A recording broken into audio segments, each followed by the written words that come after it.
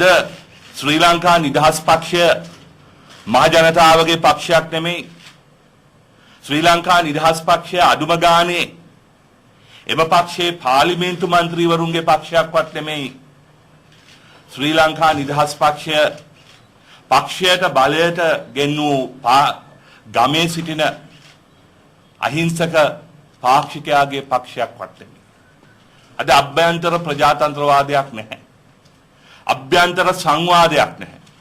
ලංකාවේ પાස්පෝර්ට් එකක්වත් නැති මුන් තමයි ඒ වැඩ කරන්නේ.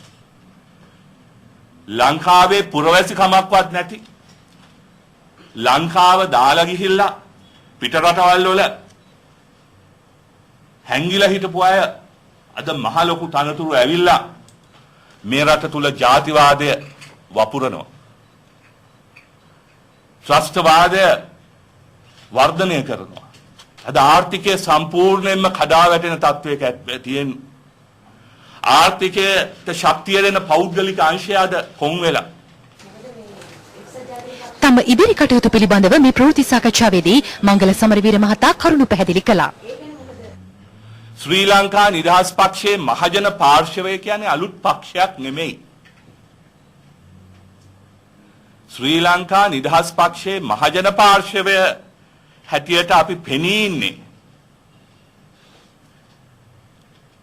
සැබෑ ශ්‍රී ලංකා නිදහස් පක්ෂය නිවැරදි මාර්ගයට ගැනීමට බල කිරීමේ කණ්ඩායමක් ලෙසයි.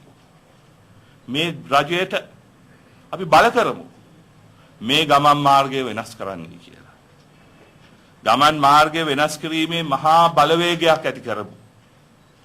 අවශ්‍ය නම් ඒ බලවේගය තුලින් ප්‍රජාතන්ත්‍රවාදීව අපි නව රජයක් පිහිටව ගන්න හෝ කටයුතු කරන්න ඕන. ඔය රනිල් වික්‍රමසිංහ මහත්මයාගේ ගෙදරට 5th lane එකේ මං ගිහිල්ලා තියෙන ජීවිතේ එකම එක සැරයයි එතුමා බැඳපු වෙලාවේ. මං හිතන්නේ අවුරුදු 10කට විතර ඉස්සෙල්ලා අපි ඔක්කොමට එදා අපේ ආණ්ඩුවේ තිබුණේ ඇමතිවරු හැටියට එතුමා ආරාධනා කරා 5th lane එකේ. එදායින් පස්සේ මේ වෙනකන් එතුමා ආරාධනා කළා නෑ. නමුත් අද හෙට නම් යන්න බලාපොරොත්තු වෙනවා. ඇත්ත වශයෙන්ම මං කිව්වා වගේ අපි සංධානයක් දැන් හදන්නේ.